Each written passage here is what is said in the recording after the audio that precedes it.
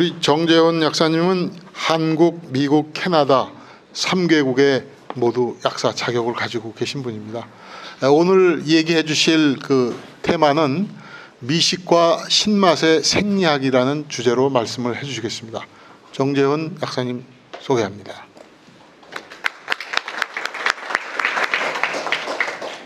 안녕하세요. 오늘 주제가 과학과 신맛의 담론에 대한 거잖아요.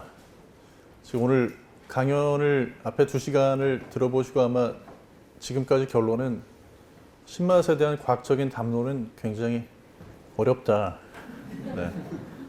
저도 앞에서 들으면서 네. 확실히 어렵다라는 걸 느꼈는데 지금 이제 이 시간을 통해서 제가 말씀드리려고 하는 거는 뭐냐면 우리가 일상생활에서 신맛을 전부 많이 접하게 되잖아요. 그죠? 신맛의 음식을 먹게 되는데 어떤 분들은 신맛을 좋아하는 분들도 있고 어떤 분들은 신맛을 싫어하는 분들도 있고 차이가 있거든요. 그리고 그 신맛의 음식을 먹게 됐을 때 그로 인해서 감지하게 되는 맛에 있어서도 개인적인 차이가 존재해요. 또 음식에 식초를 사용하는 게 좋으냐, 라임즙 같은 걸 넣는 게 좋으냐, 그렇게 해서 어떤 미각을 이끌어낼 수 있느냐, 이런 거에 대해서 우리가 되게 궁금한데 과학적으로는 잘 모르고 있는 그런 부분들이 있거든요. 그런 점들에 대해서 간략하게 좀 살펴보는 시간을 가지려고 합니다. 그래서 제가 앞에 강의가 이렇게 어려울 줄 알고 첫 번째 화면에 이렇게 내용을 읽어보진 않으셔도 굉장히 이해가 되는 그런 만화를 집어넣었는데요. 그냥 그 만화 내용 보시면 뭐냐면 다른 게 없어요. 저런 식으로 채소를 싫어하는 아이들이 있다는 거죠. 그죠? 누군가는 채소를 어렸을 때부터 잘 먹고 누군가는 어렸을 때부터 채소가 거의 이렇게 절대 못 먹겠다. 나한테는 독과 같다 하는 그런 친구들이 있거든요. 그래서 이런 것들이 태어나자마자는 그런 게 없어요. 엄마 젖만 먹으니까. 그죠? 그런데 한 6개월, 7개월 이렇게 시간이 지나면 지날수록 아이의 어떤 입맛이 형성이 되죠. 그래가지고 숟가락에다가 음식, 이유식 같은 거 해가지고 주면 이제 벌써 도리도리하고 거부감을 나타내고 이제 호불호가 갈리기 시작을 합니다. 그죠? 그런데 이제 그런 호불호가 갈리는데 신맛은 어떤 역할을 할까요? 이 문제가 중요한 이유는 뭐냐면요. 이제 그래프 상에서 보시는 것처럼 우리가 어떤 음식을 좋아한다, 싫어한다 이런 이야기를 할 때 가장 중요한 게 맛이기 때문에 그렇습니다. 음식을 선택하는 데 있어가지고 내가 제일 중요하다고 생각하는 게 뭐냐라는 거를 조사해 보면 맨 위에 보시는 것처럼 거의 80% 이상 가장 음식을 선택하는 데 있어가지고 중요한 게 맛이거든요. 그러니까 맛이 없으면 안 먹어요. 이제 그거는 어린이나 어른이나 할 거 없이 마찬가지거든요. 그러니까 이제 신맛도 여기서 중요한 역할을 하는데 과학적인 걸로 해서 봤을 때 그림으로 표시를 하면 이렇게 되는데요. 이 그림으로 봐서는 사실 이해가 좀 잘 안 가는 그림이에요. 이제 앞에 시간에 그림을 조금 더 좋은 그림을 보셨었는데 46페이지에 있는 교재 슬라이드 내용을 보시면은 거기에 조금 이제 더 그림상에 신맛을 감지하는 게 단맛이나 또는 감칠맛이나 이제 그런 맛하고 어떻게 다른지가 구분이 돼서 표시가 되어 있습니다. 거기 그 46페이지의 그림을 보시면은요. 거기에 단맛이나 감칠맛이나 그 다음에 또 하나 뭐죠? 단맛, 감칠맛, 쓴맛 이 세 가지는 보시면 홈이 이렇게 파여 있는 듯한 그런 그림이에요. 46페이지 보시면 아래쪽에. 그렇죠? 그런데 신맛하고 짠맛하고 두 가지는 뭔가 통과하는 것처럼 돼 있죠. 그림이. 46페이지 그림 보고 계시죠? 네. 통과하는 것처럼 돼 있어요. 그러니까 그게 어떤 차이냐 하면 우리가 단맛, 또 감칠맛, 그리고 쓴맛 이 세 가지는 단맛을 내는 물질, 감칠맛을 내는 글루탐산 같은 물질, 그 다음에 쓴맛을 내는 굉장히 여러 가지 물질이 있죠. 그런 것들이 어떤 모양을 갖추고 있는 홈에 가가지고 달라붙어야 돼요. 무슨 얘기인지 아시겠죠? 그래서 그 맛이 나는 거예요. 그리고 그 수용체를 찾아냈죠. 그래서 단맛을 내는 뭐 포도당이 됐건 과당이 됐건 단맛을 내는 당 또는 뭐 인공 감미료 같은 물질이 단맛을 인지하기 위해서 필요한 수용체, 단맛 수용체 여기에 가서 달라붙어야 돼. 모양이 예를 들어 가지고 이렇게 생겼는데 뭐 이렇게 생긴 거다. 그럼 안 달라붙겠죠. 네. 달라붙어 줘야지. 네. 모양이 비슷해서 달라붙어 줘야 그래야지 그 맛이 나는 거예요. 그런데 짠맛하고 신맛의 경우에는 그게 아니고 문을 열고 들어옵니다. 그렇죠? 통과해서 들어오죠. 그러니까 그게 어떤 뭐 나트륨 이온이 짠맛을 나게 하건 아니면 수소 이온이 들어오건 그렇게 해서 신맛을 감지하건 간에 이때는 뭐가 중요하냐면 양 이온이 문을 열고 통과해서 들어와야 됩니다. 그런 차이가 있어요. 되게 중요한 차이니까 이제 그걸 일단은 기억을 하시고요. 그 다음에 이제 여기에 있어가지고 우리가 신맛 같은 경우에는 앞에 강의 시간에 설명해 주신 것처럼 아직까지 정확히 어떤 게 신맛 수용체인지에 대해서 모르고 있어요. 밝혀내지는 못했고 아마도 신맛 수용체라고 생각이 된다 하는 게 뭐가 있냐면 PKD2L1이라고 하는 이런 게 이제 신맛하고 관련이 돼 있는 그런 어떤 신맛 감각하는 데 있어서 중요한 걸로 생각이 되고 있습니다. 그래서 저게 아마도 신맛을 감각하는 수용체가 아닐까 생각을 해요. 자 이제 요거는 제가 조금 앞으로 당겨놨는데요. 그리고 이제 태어나가지고 어린 아이들한테 이제 아직 유아죠. 유아들한테 어떤 맛을 본능적으로 좋아하는지, 어떤 맛을 본능적으로 싫어하는지 하는 걸 실험을 해요. 그러면 본능적으로 확실히 가장 좋아하는 맛은 하나가 있어요. 그게 뭐냐면 단맛입니다. 그죠? 네. 앞서서 들으셨잖아요. 인생은 쓴맛이에요. 그죠? 아무거나 주워서 드시면 다 쓴맛인데 그런데 좋아하는 맛은 단맛이에요. 그래서 아시다시피 모유를 맛을 본 게 너무 오래돼서 기억 못 하시겠지만 모유가 분유보다 더 달아요. 모유가 달죠. 왜냐하면 달면 삼키고 쓰면 뱉거든요, 애들이.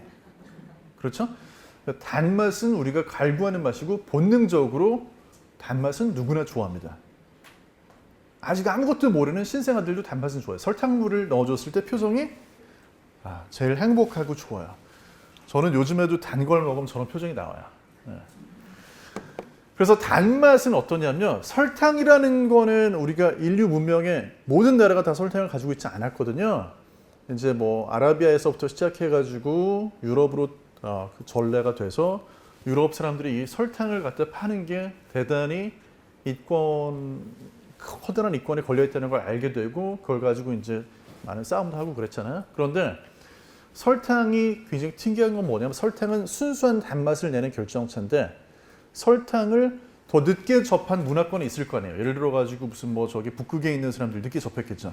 그러나 이 지구상에 존재하는 어떤 인류 문화권도 어떤 나라건 민족이건 할 거 없이 설탕을 만나면 어떻게 해서든지 설탕을 받아들였어요.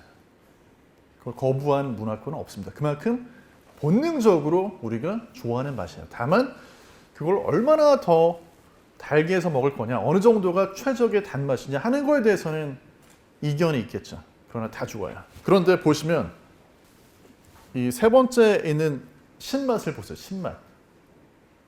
신맛하고 제일 비슷해 보이는 표정은 신맛하고 비슷해 보이는 거는 그 오른쪽에 있는 쓴맛이에요. 그러니까 신맛하고 쓴맛은 이게 지금 이 사진으로 잘 안 보여가지고 더 극적으로 보여드릴게요. 요거는 이제 가지고 계신 그 인쇄물은 없는데 보시면 이거예요. 네. 유튜브에 이제 찾아보시면은 신맛을 생전 처음으로 맛보게 됐을 때 아이들의 반응 동영상이 있거든요. 그런데 이 동영상에 보시면 아이들의 반응은 거의 대부분 다 똑같아요. 신맛을 맛봤을 때 표정이 저렇습니다. 그러니까 신맛은 우리가 본능적으로 좋아하는 맛이 아니에요. 신맛을 좋아할 수가 없어요. 어른들은 어떨까요? 네. 어른들 신맛에 대한 반응이 저래요.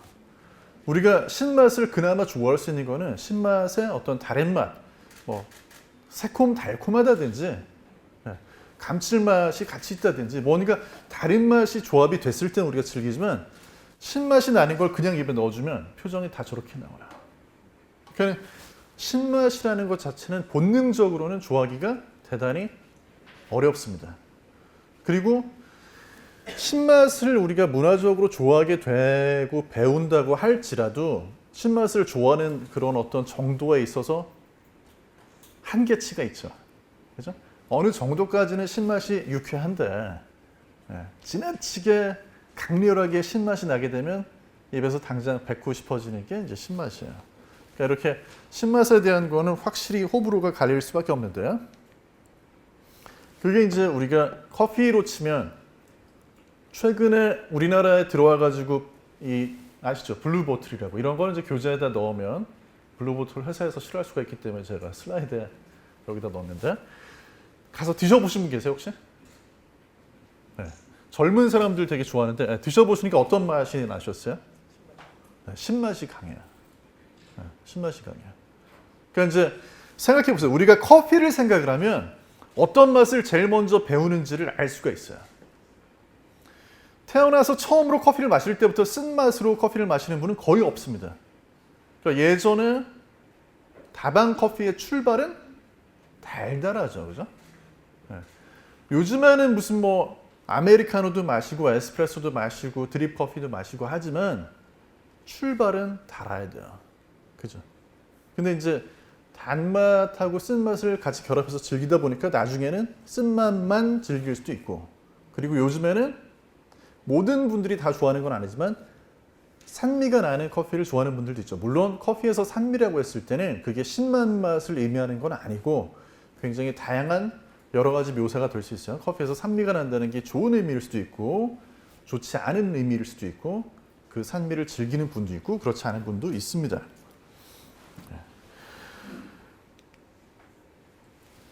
산미라는 게 이것도 이제 뭐 교재에는 없는 교재 굳이 넣지 않아도 되는 그러니까 이런 것들을 제가 넣어놓는 거는 이제 교재 보시다가 저를 한번 봐달라고 제가 슬라이드에 넣는 건데 이거는 제가 굉장히 좋아하는 지금 이제 원래 청담동 쪽에 있다가 광화문의 플라자 호텔에 이전을 한 주옥이라는 한식 레스토랑이에요. 미쉐린 원스타 레스토랑 거기 가서 제가 먹으면서 사진을 찍어 놓으니까 이렇게 강연할 때 슬라이드로 쓸 수도 있고 네, 제가 찍은 사진인데 사진 좀 후졌는데 저 주옥이라는 레스토랑은 요즘에 한식의 최신 트렌드를 반영한 레스토랑이에요. 그러니까 이제 저기 계신 신창호 셰프님이라는 분은 굉장히 유수의 레스토랑에서 수련을 하고 오셨는데 한국의 맛을 어떻게 살릴 것인가, 어떻게 대한민국에서 파인다이닝 레스토랑으로서 자리매김을 할 건가. 주옥에서 가장 두드러지게 사용하는 맛은 뭐냐면 산미입니다. 그러니까 가면 일단 식초부터 줘요. 지금 식초를 생산하시는 분들도 많이 오셨죠. 네. 아마도 어쩌면은 여기에 계신 분 중에 한 분이 만든 식초를 사용하시는지도 모르겠어요. 근데 가면 식초부터 주세요. 네. 그래서 식초를 여기 계세요 진짜로? 그렇군요. 네. 제가 이럴 줄 알고 준비한 건 아닌데 가면 식초를 그런 식으로 잔에 아주 작은 잔에 담긴 걸 3가지를 주고 그 식초를 그냥 마셔도 되고 음식에 자유롭게 가감을 하라고 하세요. 네. 그리고 물에 타서 마시기도 하고. 근데 이제 주옥에 갔을 때 더 특징적인 거는 거기에서 단지 그렇게 식초를 3가지를 주고 맛을 보라는 또는 음식에 넣어서 먹으라는 정도에 그치는 게 아니고 전체적으로 처음부터 끝까지 어떤 그런 산미, 한식에 발효를 하게 되면 산미가 나잖아요. 그런 맛들이 굉장히 여러 가지 요리에 다양한 방식으로 반영이 돼 있어요. 그래서 거기서 먹을 때 우리가 즐기는 한식이라는 게 맞아. 우리는 이런 산미를 즐겼지 하는 걸 식사하는 내내 느낄 수가 있는 그런 곳이거든요. 근데 꼭 그 레스토랑만 그런 게 아니고 아직 미쉐린 스타를 받지는 않았지만 요즘에 굉장히 또 주목을 받고 있는 청담동의 다른 그런 레스토랑들에서도 발효미를 굉장히 많이 보여주고자 하거든요. 왜냐하면 물론 발효는 전 세계적으로 발효된 음식은 굉장히 많은데 대한민국 한식하면 또 발효가 대단하잖아요. 그죠? 그래서 그 발효미를 살리려는 거에 대한 연구를 셰프들이 굉장히 많이 연구를 하는데 거기에 가장 많이 활용되는 맛 중에 하나가 산미예요. 그래서 오늘 이 시간에 제가 그 산미는 도대체 음식에서 미식가들이 산미를 느꼈을 때 어떤 느낌을 갖길래 산미를 그렇게 쓸까? 식초의 맛을 그렇게 활용을 할까? 하는 거를 말씀을 드리려고 합니다. 자, 다시 한번 리셉터 얘기를 한번 하고 지나갈게요. 그래서 우리가 이제 여기 그림상 이건 교재에도 있는 그림인데요. 보시는 것처럼 어떤 산미를 느낀다는 거는 수소 양이온, 프로톤이라고 하는데 이 수소 양이온이 채널을 통과를 할 때 여기 이제 관련되는 건 아까 말씀드린 것처럼 어떤 수용체를 발견을 한 그러니까 그게 정말 발견을 한 거냐 아니면 그 수용체가 아니냐 PKD2L1이라고 하는 수용체가 과연 신맛하고 관련되느냐 안 되느냐 아직까지 논란이 있습니다. 여기에도 보시면은 제가 아까 말씀드렸던 PKD2L1이라는 게 이제 써 있죠. 근데 보시면 작은 글씨로 신맛 그 다음에 카보네이션 얘기가 나와 있어요. 그 다음에 하이솔트 나왔는데 여기 일단 신맛하고 카보네이션 탄산에 대한 걸 말씀을 드리면 재밌는 건 뭐냐면 아까 이제 잠깐 보여드렸었는데 교재에도 보시면 요 신맛하고 관련해 가지고 뭐가 또 관련되어 있냐면 탄산이 또 관련이 되어 있어요. 탄산.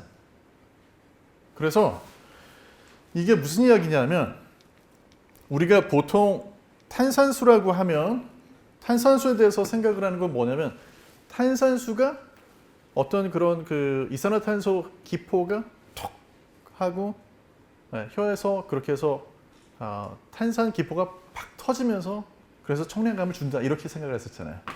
그죠? 최근에 과학자들의 의견은 그게 다가 아니다라는 거예요. 이게 신맛하고 관련이 된다는 거예요. 그래서 신맛 수용체로 생각이 되고 있는 여기에 표시되어 있는 PKD2L1이라고 하는 요 수용체 이게 신맛만 감지를 하는 게 아니고 탄산도 감지를 한다는 거예요. 탄산도. 그래서 재밌는 걸 제가 하나 보여드릴게요. 그게 어떻게 연결이 되냐면 독일에서는요 광천수를 뭐라 그러냐면 여기 보시는 것처럼 사워 스프루델이나 사워 바서라고 그러는데 사워 바서라고 할 때 바서는 물이에요. 물, 워터. 앞쪽에 있는 사워는 사워 하니까 뭐 생각나세요? 뭐 발효종 빵 같은 거 그런 거 생각나시죠? 네. 그 뭐였죠? 저기 발효종 빵 중에 신맛 나는 거 사워도. 네. 그러니까 이제 독일어에서 사워라는 게 신맛이라는 말인데 영어하고 발음이 거의 비슷하죠. 네. 근데 이제 보시면 여기 써 있잖아요. 사워라고 사워 스프레드라고 써 있어요. 뒤에 스프리델이라는 건 저건 광천수인데 앞에 사워라는 거는 신맛이라는 뜻이거든요. 신맛. 그러니까 탄산수를 독일 사람들이 생각하기에 어땠다는 얘기냐면 독일 언중이 생각을 하기에 탄산수는 맛이 시다라고 생각을 했다는 거죠. 그래서 탄산수가 맛이 시다고 느낀 이유는 과학적으로 봤을 때는 탄산도 신맛을 감지하는 거하고 같은 기전으로 감지가 되기 때문에 그래요. 그러니까 탄산 자체가 톡톡 터지는 그런 느낌 때문에도 살짝 통각이 될 수도 있고 또는 그게 청량감을 줄 수도 있지만 최근에 과학자들의 설명에 따르면 그런 탄산이 시원하고 톡 쏘고 청량감을 주는 거는 신맛 수용체하고 관련이 된다는 겁니다. 그래서 거꾸로 생각하면 신맛을 탄산하고 함께 즐길 때 또 더 좋죠, 기분이. 근데 이제 앞 시간에 사실 설명이 한번 됐던 부분인데 다시 한번 요거는 이제 교재는 없습니다. 근데 이제 설명을 들어보시면 돼요. 앞에서 자세하게 설명을 해주셨는데요. 이게 무슨 얘기냐면 우리가 식초에 들어가 있는 아세트산 같은 건 유기산이거든요. 유기산. 근데 이제 예전에 뭐 물리나 화학 시간에 배웠던 걸 거슬러 올라가면 이런 유기산들은 전부 약산이에요. 약산. 네. 약에도 이제 약산 분자인 것들이 약으로 사용되는 것도 되게 많은데 약도 이제 어떤 거는 약염기성, 어떤 건 약산성. 대체로 강한 산성이나 강한 염기성인 것들은 약으로 쓸 수가 없거든요. 삼켰을 때 부식성이라는 게 있으니까. 그래서 대부분 뭐 약산, 약염기 이런 것들이 많은데 이런 약산이 오히려 신맛은 더 세거든요. 앞에 설명해 주신 것처럼 뭐냐면 강산은 그냥 물에 녹았을 때 이 수소 이온을 내놓는데, 약산은 같은 농도라고 했을 때 수소 이온 농도를 같이 하면요, 사실은 나머지 수소 이온 농도로 맞췄을 때, 그러니까 pH는 똑같은데 그 상태에서 약산은 녹지 않은 상태로 존재하는 게 훨씬 많아요. 쉽게 얘기해서 그 분자 그대로, 이제 강산, 염산 같은 경우에는 이렇게 수소 이온하고 염소 이온하고 완전히 분리가 되는데, 똑같은 4밀리몰 정도의 농도로 이 수소 이온을 내놓으려면 아세트산 같은 경우에는 굉장히 농도가 더 진해야 돼요. 그러면 무슨 얘기냐면 이 더 많은 아세트산이 이온화가 안 된 상태로 존재하는데, 이게 세포막을 뚫고 들어간다는 얘기죠.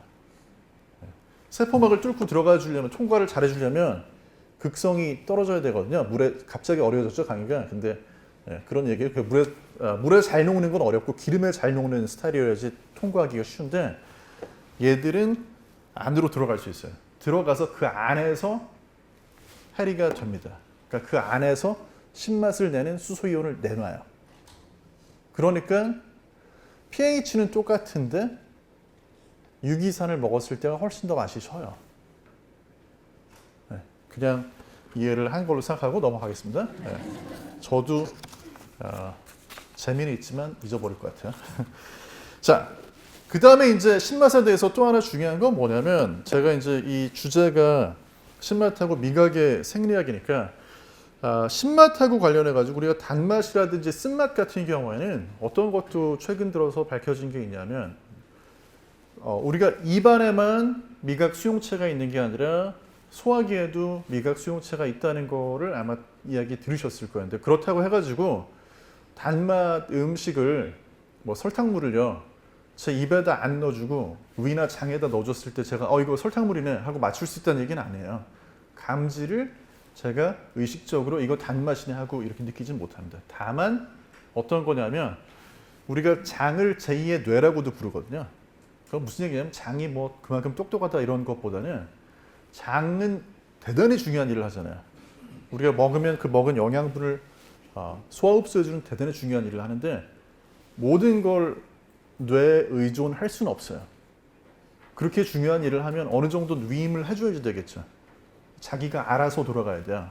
그래서 자기가 자체적으로 알아서 돌아갈 수 있는 그런 시스템을 가지는데, 그러다 보니까 이제 장을 제2의 뇌라고 부르고 하는데, 그런 거에 대해서 장에 있는 그런 미각 수용체들이 음식 성분이 어떤 게 지금 들어와 있구나, 뱃속에. 그러니까 소화를 시키려면 소화 요소는 어떤 걸 더 많이 만들어내야 되겠고, 또 소화 흡수하고 관련된 호르몬은 어떤 걸 더 분비를 해야 되겠고, 운동은 앞으로 소화가 잘 안 되는 게 왔으니까 위를 좀 운동 속도를 조절해서 좀 늦추자. 또는 이거 그냥 쭉쭉 소화 흡수가 되는 거니까 빨리빨리 내보내자. 또는 이거 독인 것 같으니까 빨리 그냥 설사를 해서라도 내보내자. 이런 것들이 이제 장에 있는 미각 리셉터 수용체하고 관련되는 걸로 생각이 되고 있어요. 그런데 아직까지 이것도 이제 신맛에 대한 건 애매합니다. 신맛에 대한 거는 어떤 그런 수용체가 장에 있는지 없는지, 있으면 어떤 역할을 하는지, 여기에 대한 게 별로 연구가 된 게 없어요. 그러니까 이거를 거꾸로 얘기해서 정리하면 어떤 얘기냐면요, 분명 우리가 신맛이 땡길 때가 있잖아요, 그죠?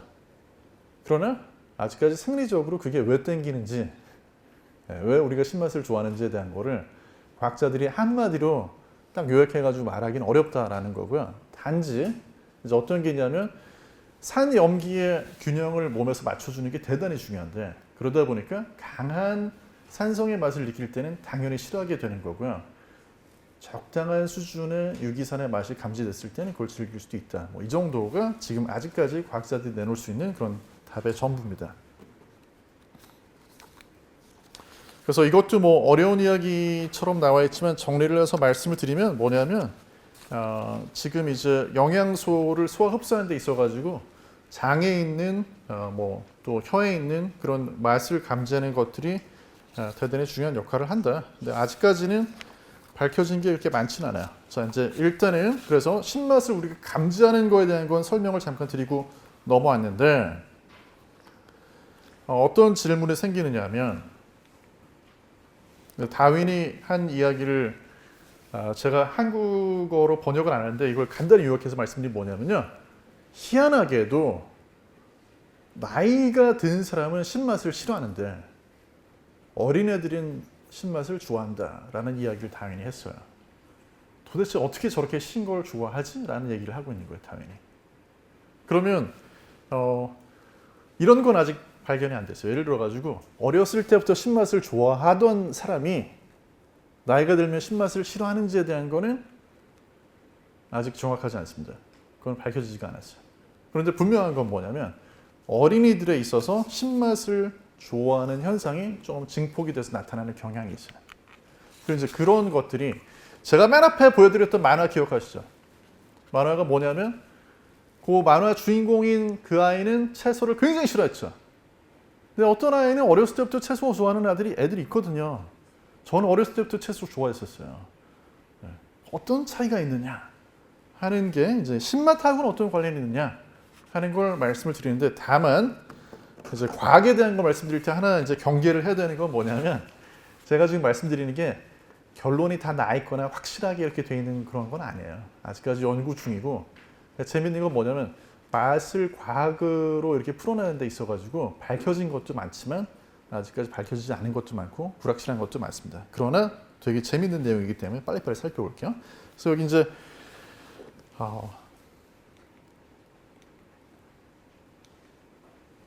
비만인 아이들하고 비만이 아닌 아이들하고 맛에 대해서 감지하는 거를 연구 조사를 했어요. 이거는 슬라이드에만 있고 자료 없으니까 사진 찍으셔도 되세요. 그래서 비교를 해보니까 비만인 아이들이 어떤 특징이 있냐면 맛에 대한 걸 감지를, 우리가 어떻게 생각하기엔 어떤 분들은 맛을 너무 잘 감지를 해서 도저히 많이 안 먹을 수 없어가지고 비만이 된 것처럼 생각이 될 때도 있잖아요. 그런 분들 있겠죠, 실제로. 그러나 대부분의 경우에는 평균적으로 봤을 때 비만인 아이들이 맛을 감지를 더 잘 못해요. 수치상으로 보시면 확인이 되는데 단맛, 신맛, 쓴맛, 짠맛 이런 걸 했을 때 평균적으로 봤을 때 비만인 아이들이 잘 못 맞춰요. 정상적인 경우에 비해서 체중이. 비만인 아이들도 다이어트를 시키면 좋아져요. 왜 이게 잘 못 맞추는 거냐면, 여기서 이제 단맛, 쓴맛, 짠맛, 신맛 이런 거를 검사를 할 때는 음식으로 안 해요. 음식으로 하면 다 얼추 맞추겠죠. 그게 아니고 종이에 신맛을 내는 물질, 단맛을 내는 물질 이런 걸 해가지고 혀에 대본 다음에 맞춰라. 그러면 이제 헷갈리기 시작하거든요. 근데 비만인 아이들이 잘 못 맞춥니다. 자, 근데 이건 이제 뭘 하려고 한 실험이었냐면, 사실은 얘들하고 정상적인 체중인 아이들하고 도대체 뭐가 다르냐라는 거를 비교를 해보려고 했던 실험이에요. 사실 앞서 보여드렸던 게. 근데 이제 어떤 게 중요한 차이점이 나타났냐 하면, 가장 두드러지게 차이가 큰 게 신맛에서 차이가 굉장히 크게 났습니다. 신맛에서. 신맛을 누가 더 좋아했고 신맛을 누가 더 싫어했을까요? 여기서 이제 이거는 선호도에 대한 거니까요. 신맛을 좋아했던, 거의 2배 이상 차이가 나죠. 신맛을 좋아했던 아이들이 있고 신맛을 좋아하지 않는 아이들이 있어요. 누가 신맛을 더 좋아했을까요?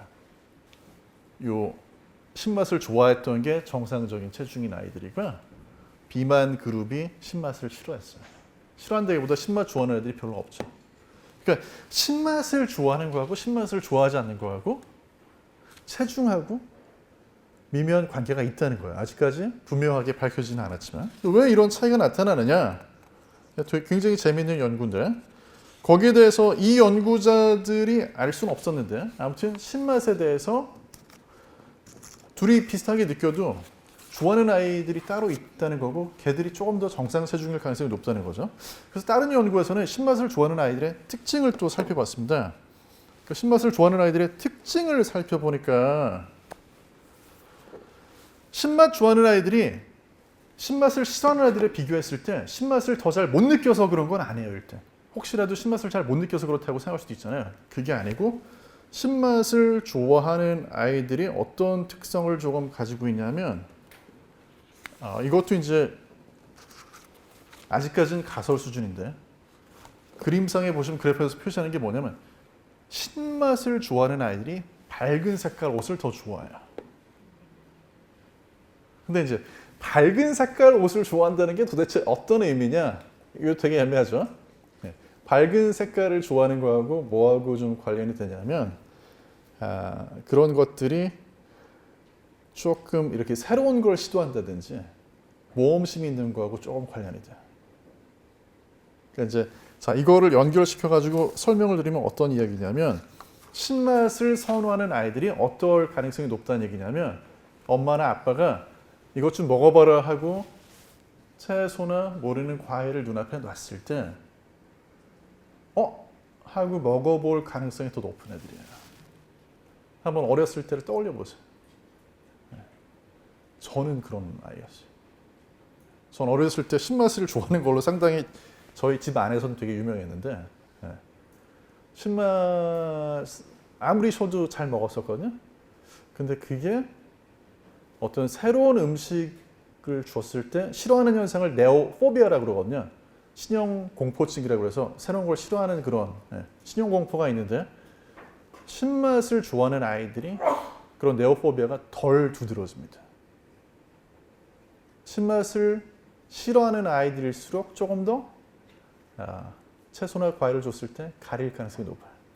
그래서 이제 비만하고의 관련성은 신맛을 좋아하는 아이들이 새로운 채소나 과일을 줬을 때 더 좋아하다 보니까 그래서 조금 더 식생활 자체가 더 다양하고 건강한 어떤 식습관을 가지게 된 게 아니었겠느냐라는 추측을 해요. 하지만 아직까지는 이거는 인과관계가 딱 성립이 되어 있는 상태는 아니고 단지 애들이 원래부터 그걸 좋아해서 계속 그런 관계가 된 걸 수도 있기 때문에 애매합니다. 근데 재밌는 건 뭐냐면 후속 실험에서 보면은요.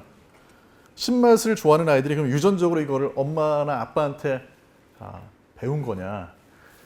신맛을 얘들은 쉬면 쉴수록 더 좋아요. 오른쪽으로 끝으로 올라가죠. 쉬면 쉴수록 더 좋아해서 가장 신 걸 제일 좋아해요. 이거는 신맛을 별로 좋아하지 않는 아이들. 얘들은 쉬면 쉴수록 싫어하죠. 근데 보시면은 여기에 어덜트 빈 동그라미로 된 이 그래프는 뭐냐? 이 곡선은 신맛 좋아하는 아이들의 엄마예요. 엄마. 그러니까 신맛 좋아하는 아이들의 엄마는 쉬면 쉴수록 좋아하지 않고 쉬면 쉴수록 싫어했어요. 근데 아이들은 쉬면 쉴수록 좋아했다는 거죠. 그러니까 이건 무슨 얘기냐면 이게 어렸을 때 분명히 쉬면 쉴수록 좋아하는 아이들이 있다는 거예요. 근데 이제 걔들이 과연 커서 엄마처럼 되느냐 하는 거에 대한 건 아직까지 연구가 밝혀져 있지 않습니다. 돈이 굉장히 많이 들거든요. 몇십 년을 해야 되잖아요. 그런 연구는 굉장히 하기 어렵습니다. 그래서 이런 부분들이 되게 재밌는 부분이에요. 그러니까 저도 사실 강연 준비하면서 이게 되게 재밌는 대목이었는데 어떤 아이가 태어나가지고 어떤 맛을 선호에 따라가지고 그 아이가 새로운 음식을 내놨을 때 더 좋아할 수도 있고 그렇지도 않을 수 있는데 그 판가름 만한 기준이 되는 것 중에 하나가 신맛이 될 수 있다는 거죠. 그리고 심지어 최근 들어가지고는 신맛을 이제 신맛이 나는 물, 뭐 단맛이 나는 물, 또 뭐 쓴맛이 나는 물, 그 다음에 뭐 짠맛이 나는 물 이걸 주고 나가지고요 컴퓨터 게임을 시켰어요. 컴퓨터 게임을 시켰는데 다른 맛을 봤을 때는 이런 효과가 두드러지지 않았는데 이것도 이제 아직까지는 어떤 가설에 가깝겠죠. 실험적으로 한 번밖에 증명이 안 된 거니까 신맛을 봤을 때 위험한 것도 내가 한번 해보겠다라는 그런 성향이 두드러지게 나타나요. 컴퓨터 게임에서. 풍선을 터트리는 컴퓨터 게임을 시켰거든요. 근데 재밌죠. 그러니까 뭔가 새로운 일을 해보고 싶은데 용기가 안 날 때 식초를 한 잔 마시는 걸. 네, 어떻게 보면 그게 은근히 과학적인 근거가 요만큼 있다. 네. 그래서 저도 내일 뭐 하기 싫은데 새로운 일을 해야 될 때 사실 오늘 강연 준비할 때 식초를 한 잔 마시고 할 걸 그랬어요. 자, 심지어는 최근 들어가지고는 또 어떤 걸 연구를 하냐면요. 음악을 들을 때도 어떤 사람들은 이 음악은 짠맛이 난다. 이 음악은 신맛이 난다. 이 음악은 뭐 쓴맛이 난다. 이렇게 묘사하는 분들이 있거든요. 근데 그런 성향하고 음식에 있어가지고 좋아하는 성향이 일치하더라라는 뭐 그런 연구 결과입니다. 이거는 이제 시간 관계상 넘어갈게요. 자, 근데 뭐 그리고 이제 맥주에서도 그런 게 관련된 게 있고요. 자, 근데 이제 이런 거죠. 실제 이제 생활에서는 그러면 식초를 제일 많이 응용. 사실 식초를 우리가 뭐 오이 냉국이라든지 이런 거 아니면 제가 집에서 식초를 가장 많이 쓸 때 라면 끓일 때예요. 네. 라면을 끓일 때 식초를 한두 방울 넣는 게 과연 맛을 더 좋게 하느냐, 좋게 하지 않느냐. 이 굉장히 화제거리고 논란거리거든요. 농심에다가도 이걸 질문하는 분들이 굉장히 많았던 것 같아요. 농심 게시판에 이런 질문이 등록이 되어 있고 답변이 등록이 되어 있어요. 근데 거기에서는 어떤 이야기를 하고 있냐면 과연 식초를 거기 넣는 게 면의 쫄깃함을 더 두드러지게 하느냐라는 이야기가 나와 있고 농심의 설명은 뭐냐면 면의 반죽에도 원래 약간 산미료가 들어간다. 그게 이제 면을 더 쫄깃하게 하거나 면의 탄력에 관여하기 때문에 아마도 도움이 되긴 될 거다. 다만 너무 많이 넣으면 맛에 영향을 줄 수 있으니까 너무 많이 넣지 마시라. 이런 식으로 요약이 되어 있거든요. 그런데 제 생각은 조금 달라요. 왜냐하면 식초를 넣어도 이게 맛에는 오히려 영향을 줄지언정 면하고는 접촉하는 시간이 별로 길지가 않기 때문에 그 사이에 면 자체 반죽에 깊숙이 들어가가지고 탄력을 바꾸기는 좀 어렵지 않냐. 그런데 식초를 넣는 게 굉장히 유리한 부분이 있어요. 그게 뭐냐면 짠맛이 더 강해집니다. 짠맛이 더 강해져요. 그래서 과학적으로 실제로 이제 그 실험을 해보면요, 이 부분 우리가 짠맛을 느끼는 역치, 스레숄드라고 그 역치가 산미료, 식초를 넣어주면 더 낮아져요. 쉽게 얘기해가지고 조금만 짠맛이 있어도 더 예민하게 감지를 할 수가 있다는 거예요. 그래서 나는 좀 덜 짜게 먹고 싶은데 맛은 짠맛을 좋아해요. 라면을 좀 더 싱겁게 먹고 싶은데 맛이 없어요. 그런 분들은 식초를 한두 방울 넣으십니다. 또는 식초를 넣기 싫은 분들은 뭐 라임즙이나 레몬즙을 넣으셔도 비슷한 효과가 나요. 가끔 이제 있을 땐 그런 걸 활용하기도 하는데 왜 그러냐면 역치가 밑으로 내려갑니다. 그러니까 더 민감해져요. 그래서 라면을 먹을 때 식초 넣는 거는 과학적인 그런 게 있다. 그 다음에 와인 마실 때 짠맛을 느끼는 분들도 있죠. 거꾸로. 그건 반대로 뭐냐면 산이라는 게 유기산이라는 게 짠맛으로도 감지가 돼요. 아까 맨 처음 생각나시죠? 다른 거는 이렇게 어떤 모양이 포켓이 있어서 거기에 딱 맞아 떨어져야지 단맛이나 감칠맛이 나는데 신맛이나 짠맛은 문을 열고 들어온다고 말씀드렸잖아요. 양이온이. 그죠? 이 두 개가 기전에 비슷하고 헷갈려요. 그래서 유기산이 어떤 경우에 신맛을 내는 게 아니고 짠맛을 낼 수도 있어요. 그래서 와인에는 사실 포도로 만들었기 때문에 짠맛에 소금 같은 성분이 들어있을 수가 없거든요. 그런데 와인에서 미네랄 맛이 난다 할 때는 대부분 그건 뭐냐면 유기산이 내는 짠맛에 가까워요. 네. 신맛하고 쓴맛도 또 혼동을 합니다. 이거는 신맛하고 쓴맛을 혼동을 하는 게 생맹처럼 신맛하고 쓴맛을 혼동을 하는 거냐, 생맹이 색을 구분을 못하듯이, 아니면 문화적인 거냐에 대해서 굉장히 논란이 있는데요. 재미있는 건 뭐냐면 신맛이 나는 구연산을 주었을 때 그걸 이거 쓴맛이다라고 착각하는 분들이 되게 많아요. 문화적인 것도 좀 관련되는 것 같고요. 이런 걸 또 착각을 하는 분들이 어떤 분들이 많냐면 흡연자들이 많습니다. 그래서 음식이나 미각하고 관련된 일을 하는 분들은 흡연은 안 하시는 게 좋다는 얘기죠. 네. 그 다음에 신맛하고 감칠맛 같은 경우에는 보시는 것처럼 감칠맛을 내는 글루탐산이나 아스파르산 같은 게 애초에 감칠맛만 내는 게 아니고 자체적으로 또 신맛도 있다는 거죠. 그냥 그 정도 이야기고요. 이제 다음 시간에 설명 자세히 해주시겠지만 이런 식으로 맛들끼리 서로 상호 보완을 하기도 하고 어떤 경우에는 상승작용이 있고 어떤 경우에는 좀 상쇄를 하기도 하고 그렇습니다. 마지막으로 이제 말씀드릴 거는 아까 이제 앞 시간에 말씀해 주신 것처럼 이런 신맛이 발효하고 관련된 그런 맛이라는 거예요. 그래서 이제 발효하고 관련해서 이런 신맛이 나게 되는 거고 그렇기 때문에 우리가 한식에서 굉장히 강조하게 되는 맛도 신맛인데 아직까지는 신맛에 대한 거를 한식에서도 고급 요리집이나 파인다이닝으로 가면은 조금 이렇게 톤다운하는 경향이 있었는데 이제 그런 면에서 굉장히 과감해지는 시대가 되고 있다. 그래서 앞으로 신맛의 어떤 그런 미래는 미식하고 관련해서는 굉장히 무궁무진하다라는 걸 말씀을 드리면서 정리를 하려고 그러고요. 그래서 우리가 신맛에 대해서 신맛이 가지고 있는 독특한 매력이 어떤 것들이었는지 하는 점들을 오늘 과학적인 어떤 생리적인 기전을 통해서 좀 살펴봤습니다. 감사합니다.